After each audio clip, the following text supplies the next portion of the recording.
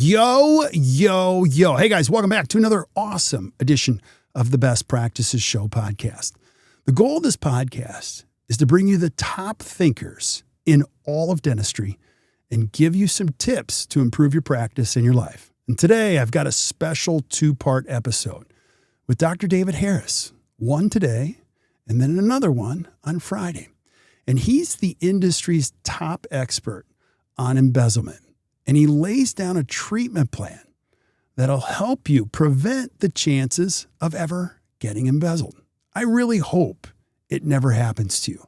But today is part one, and we talk about why separation of duties is so important with money in your dental practice. So please listen up.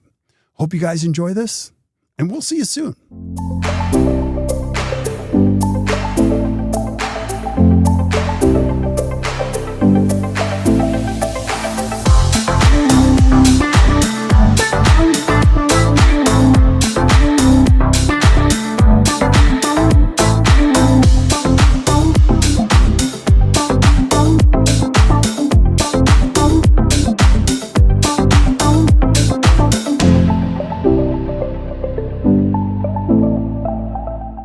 Hey guys, welcome back to the Best Practices Show podcast. Thank you for tuning in. You know the jam around here. I get to interview the coolest people ever in dentistry. I love my job.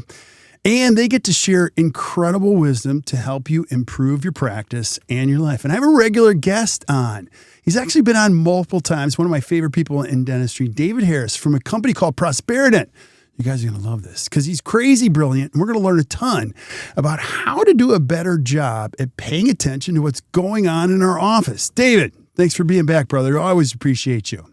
It is always a joy to hang out with you, Kirk. Yeah. Well, the pleasure is all mine, and if you're listening to this, you're going to see shortly, if you haven't already, David is brilliant. Like, he's brilliant, and I swear we could do a topic once a week on a different thing because he covers an area of dentistry that's extremely unique. He's in a category of, I would say, one. You're pretty much the only person. Well, I'm sure there's other people that do what you do, but I consider you in a category of one. And before we get started on our topic, I want you to tell people what that means. Like, David, we have young listeners now. I want you to tell them, what do you do and who are you? Well, for the last 35 years, I have been investigating and catching the people who embezzle from dental practices. About 70% of dentists will be embezzled at some point in their career. So this hits around 10,000 dentists a year in North America. And I don't do this on my own. I have a company of about 25 people, and we are dental embezzlement experts. So it's an interesting job, and I have lots of stories to tell, but I also get a window seat at seeing how it happens and what dentists can do differently to lower the risk. Yeah. Now, I want to say this too, and I say this almost every time I have you on. The goal of this podcast is just to educate and to bring everybody up. It's not to isolate your thoughts around one team member or anything like that. Because doing this for more than 30 years, and David, you can add to this, embezzlement is a word that people don't like to use. You can be, you know, I've had dentists, they feel embarrassed. It erodes the trust. This issue is way bigger than the money that is stolen or deceived. Can you speak to that? Absolutely. And case in point, a friend of mine is a dentist who found out that she was embezzled. The amount that she lost, Kirk, was about $280,000. This happened over 5 or 6 years. And of course, it was her trusted office manager doing it. And I was in her town a week ago, and we had dinner together.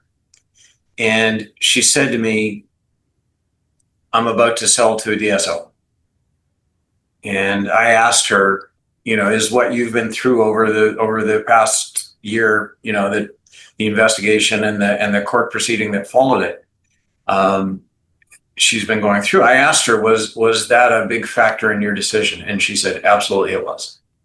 You know, this whole thing has taken away some of the joy that I used to get out of dentistry. And at this point in my life, you know, I'm not ready financially or emotionally to hang up my handpiece, but I don't want to be a practice owner anymore. So you are right on the money. This is a financial issue, but it's a lot deeper than that. And frankly, I would never wish being embezzled on any dentist. Yeah. And I would say the same. Like, if you're listening, I hope you've never been embezzled and it never happens to you. And the show title this whole podcast is called Best Practices Show. So the goal is just to create some systems, best practices, some thinking, so you can prevent the likelihood of this happening. And David, you have some great systems and frameworks that we've shared so many times on the podcast. What are we going to be talking about today? Today, I want to talk about dividing up duties at your front desk. And I'm sure every dentist has heard that it's dangerous to allow all the financial functions in your office to be concentrated in one person. I think at an intuitive level, everybody understands that. What I want to do today, though, is I want to give people some substance. I want to give them some guidelines and rules that they can follow to allocate duties between their team. And doing this, Kirk, will drastically reduce risk of being embezzled. The thing about division of duties is that if it's done properly, what it does is force one of your team, if they wake up one morning and decide they want to steal from you, to have to approach a coworker. So I go to you and say, Kirk, I want to steal from our boss, but I really need your help. And as soon as you make it so that the only way somebody can steal is to have that conversation with somebody who they work with but may not know all that well, that will stop about 80% of wannabe thieves from even trying. So this is a really great way to lower your risk without excessive disruption. There's no out-of-pocket cost to dividing up duties. It's a relatively easy, cheap, one and done way to drop your risk. So let's talk about that. Let's do it. Where do we start? Well, let's start by identifying the jobs that have to happen in what the DSOs call the revenue cycle. And really what we mean by the revenue cycle is the series of activities that have to happen so that money lands in a doctor's bank account. And the revenue cycle really starts with treatment being entered into practice management software. That's the thing that generates an insurance claim and creates a balance that the patient owes the practice. So treatment being entered is the first step. I have 6 just so people can keep count. The second step is that patients and insurance companies get billed. The third step is that hopefully after that, the insurance companies and patients pay. Then those payments get entered and the accounting word for that is posted in your practice management software. And then at the end of the day, your staff should do balancing. And balancing is where they look at how much the software said came in today in payments and match that up to the amount going into the bank. And then finally, the money gets deposited into the bank. So just to recap our 6 tasks, we have treatment being entered, patients and insurance companies being billed, payments being received, those payments being posted in practice management software, balancing at the end of the day, and then depositing. Okay, those are our 6 steps. And what I'm going to give the audience is 3 basic rules to follow. And if they follow these 3 rules, again, you've got that thing that you want of people stealing being required typically to involve a coworker. So the first rule is really simple. The only people who should be entering treatment into software are clinicians who were in the room when the treatment was done. So if we're talking in the dental operatory, typically it's the assistant who should be entering treatment. If we're looking at the hygiene operatory, it's normally the hygienist. And this sounds so basic, but we find a surprising number of offices where treatment is entered by the front desk. In other words, if you go back to the days before every operatory had a terminal with practice management software, when in the old pegboard system that was kind of the antecedent of practice management software, or when software first came into practices and you had a terminal at the front desk and nowhere else. If you go back to those days, then typically treatment was written in a paper chart or maybe a routing slip. And that paperwork went to the front desk, and then the front desk entered the treatment. That was the kind of classic way that things were done in 1990. Now, with every operatory having a terminal, first of all, the alternative approach creates paper when you're trying to go paperless. And secondly, it makes it much easier for a thief. When treatment is entered in the clinical area, let's say I'm a patient in a practice and I'm having a crown done today. And when the crown is placed, the assistant enters the CDT code into your practice management software. By the time I get to the front desk, I already owe the practice whatever a crown costs in your office, let's say $1,800. And if the person at the front desk is going to steal my money, one of the things they have to deal with is the fact that I already owe $1,800. On the other hand, if I carry out my chart with me with a routing slip and give that to the person at the front desk, that gives them the luxury of deciding what they're going to enter into practice management software, which might not end up being an $1,800 crown. Right. So what we do by entering treatment in the clinical area is that we put a front desk person who wants to steal in a bit of a dilemma, because again, if they're going to steal, they have to deal somehow with my $1,800 balance, and whatever they do there is going to be visible. So that's rule number one: treatment entered by clinicians. Front desk should never be entering treatment. Can I ask you a question about that? Now, again, I'm not a software genius on this, but in the big softwares like EagleSoft, Dentrix, Open Dental, can you create that as a procedure that only these people can enter in treatment? Like, so I know what you're thinking as a dentist. You're like, oh my gosh, well, how do I institute this in my practice? Well, you could set it up as a preference in your software. Am I thinking correctly? So some software will handle that. I don't think you need to. All you really have to do is decide that treatment is going to be entered into the clinical area. If your clinical staff aren't familiar with how to do it, you teach them how. And then you've just usurped the prerogative of the front desk to do it. I mean, if the treatment's already there, there's not much they can do about that. So I'm not sure you really need software gateways to do this. You know, this requires an affirmative step by your clinicians, and you simply have to make sure that they have the knowledge and the understanding that it's their job to do this. So I have one more question on this, David, because I love you. Yeah. I'm just going to play devil's advocate as a dentist. Like, David, okay, come on, go to step number 2. Why would I even care about step number 1? That's such a small, big deal. I'm just going to skip over that one and focus on 2 and 3. What would you say? Well, doctor, it's your money, but it takes virtually no time to enter treatment. I mean, it's all done on CDT codes. So there's like a 5-digit code to enter to convey a certain treatment, and you're already putting clinical notes in the computer anyway. So basically, what I'm suggesting you do is add 5 more digits to your routine. There's really no big imposition here, and the only issue is sometimes the clinicians don't know CDT codes very well. You know, that's correctable. And when you think about most operatories, I mean, they're about, I think, 9,000 CDT codes in total. But you know, in most operatories, you might use 1% of those pretty regularly. So I don't think it's a big deal. And if you don't want to do it, fine, but understand that you've opened a door.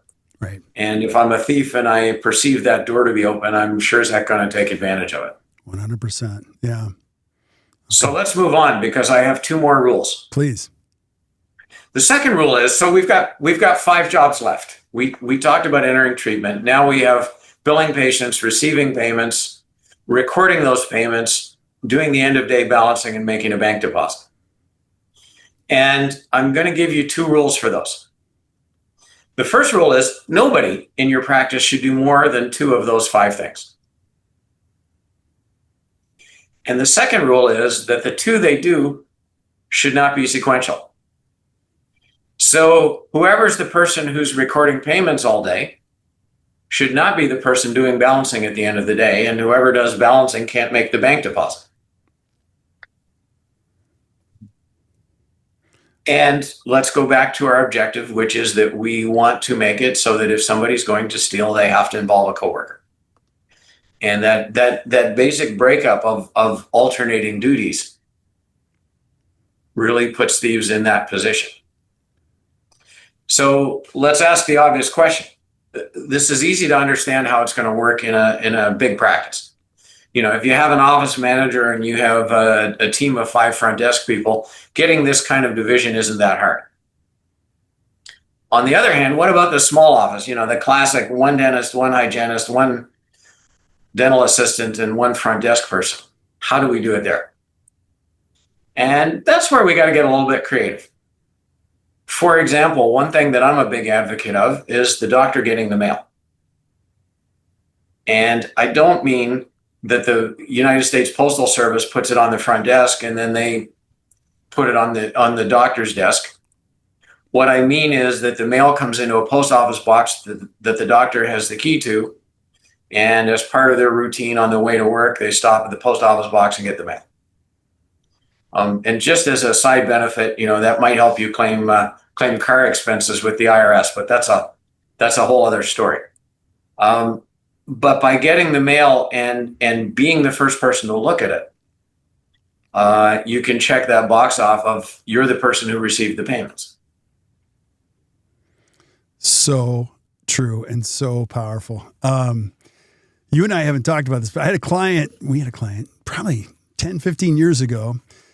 He calls me and he says, my lights got turned off. I'm like, your lights got turned off? He's like, yeah, my lights got turned off. I'm like, what are you talking about? Like, it's a very successful practice.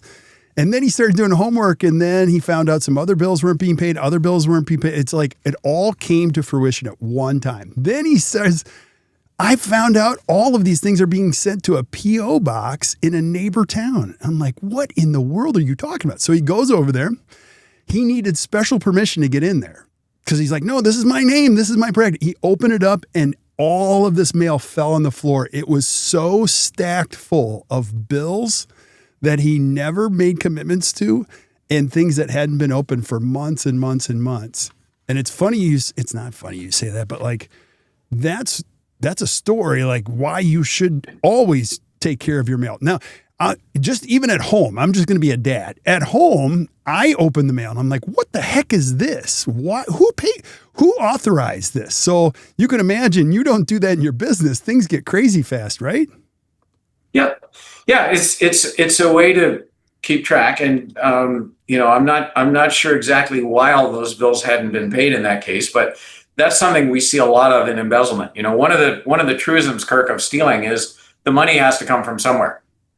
So if I'm stealing from you, one of two things happens. Either you get paid less than you otherwise would, or some suppliers don't get paid. So we really commonly see a whole bunch of unpaid suppliers in situations where stealing is going on, because it's one of the ways that a thief can kind of keep the doctor's bank account at the level that they think the doctor will be happy with, while still stealing. Wow. So that's one reason to get the mail. But the other reason is then you get to see the checks coming in. You can at least keep a reasonable head count in your head of, how much has been received today or this month, and compare that to what's going into your bank account. And it's just one more step that makes it a little bit harder for people to steal. Yeah. So we've now seen 2 rules. And again, to refresh, the first one was treatment entered in the clinical area by clinicians. Number 2 is, of the 5 remaining tasks, nobody does more than 2. And the third rule is the 2 can't be consecutive. So we were talking about the adaptations of a small practice and how, if we only have 1 front desk team member, how we can still do this. And the other answer is it might be a situation where you end up involving some of the clinicians in a step somewhere. For example, maybe it's your assistant's job to do the day-end balancing at the end of the day. And the way that you lower your risk is by having different sets of eyes on what's going on in your computer. So when somebody's job at the end of the day is to balance, they're going to look at the amount collected. They're going to compare that to the amount that's going into the bank. And if there's a discrepancy, they're going to come back to you and say, wait a minute, we collected $300 more than we are depositing today, and I don't know where it went. And at that point, you start to realize that you have an issue, and you look into it, and we get a lot of calls that kind of start that way. Yeah, this is so heavy. I have so many questions for you. Well, any fire other? away, please. Well, okay. So I'm thinking as a dentist. So if you're listening, David. I've been doing this for 25 years. The office you just described is mine. I have Nancy up front. She is the sweetest human being. I don't do any of this.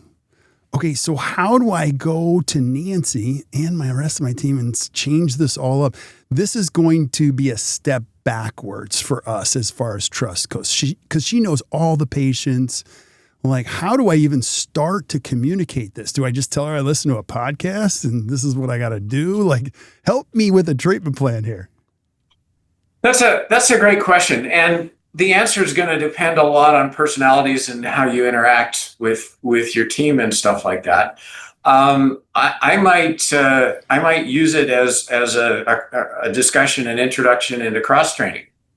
For example, Nancy, we love you and we hope you stay here forever. But, we also understand that people at some point in their life want to move on and want to retire. And it's important to me that some of the other team members understand a little bit about what you do, so that, if Monday morning you called in sick, we don't grind to a screeching halt.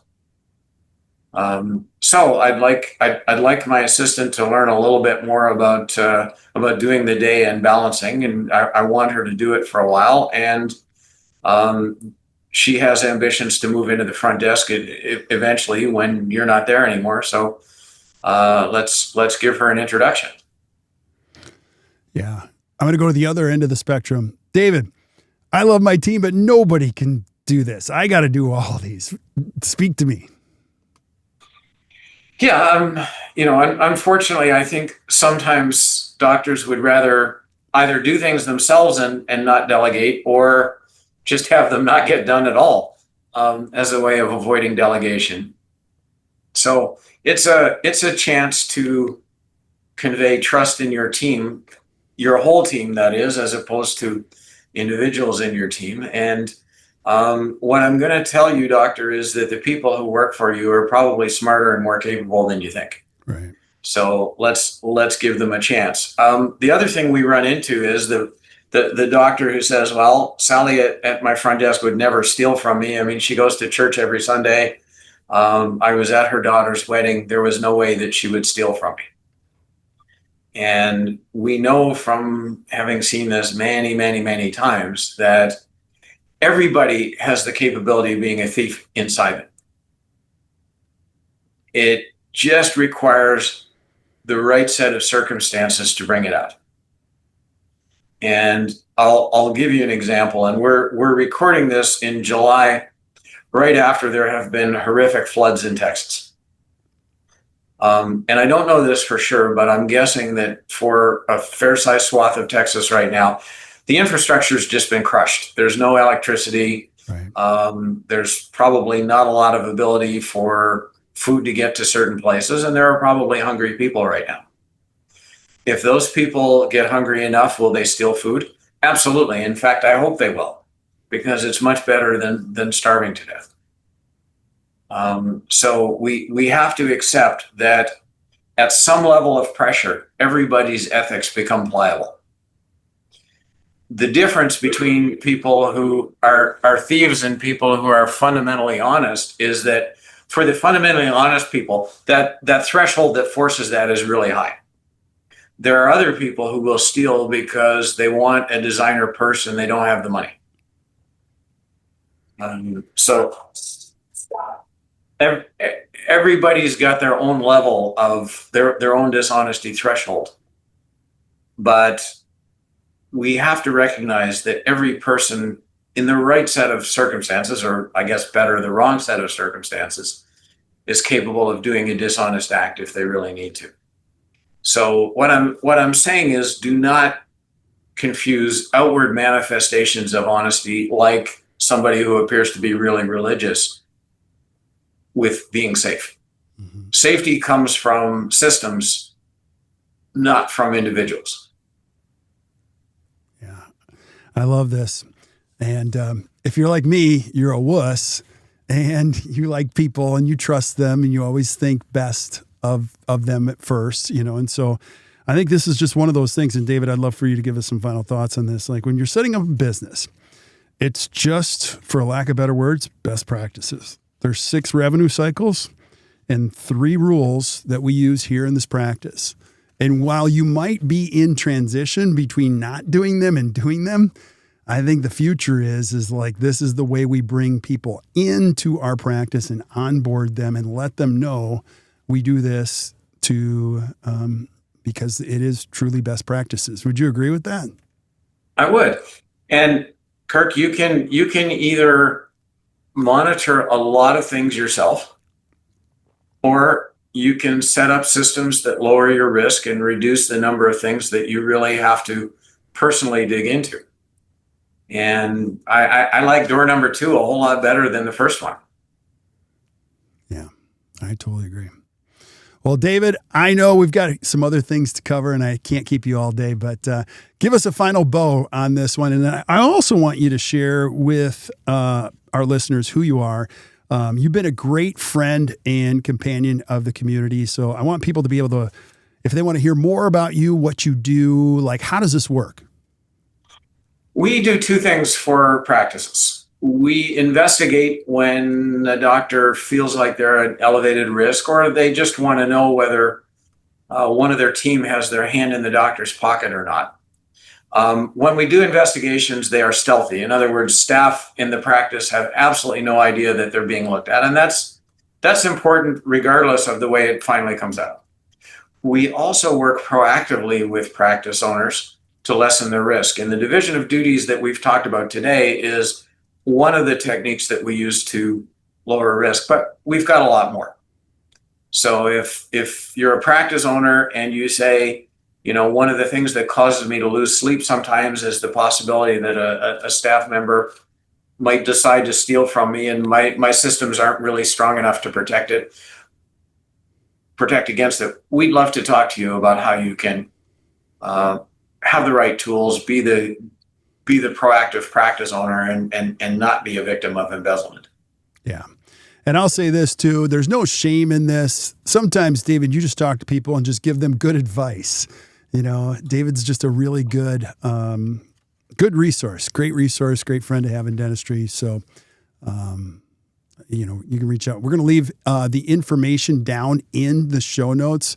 So, David, thank you so much for being on, buddy. I always appreciate you. Good to be with you. Yeah, well, stick around when we say goodbye to everybody else. But thank you guys for listening to the Best Practices Show. Again, the whole goal of this show is not to alarm you, not to put you in a defensive position, but just to share best practices. We care so much about this great profession and the owners and the team members it serves. So our job is just to give you best practices. Check out David's stuff. If you weren't taking notes, don't worry. We take notes for you. So you can flip up to the show notes and you're going to see there's going to be a list of things that David mentioned, including how to find out more about him and his company. And you can just click on it and follow it right there. So you guys, thanks for listening. Keep tuning in. We're going to keep bringing it. So until we see you guys next time, or you hear from us next time, keep watching or keep listening to the Best Practices Show. You guys enjoy your day.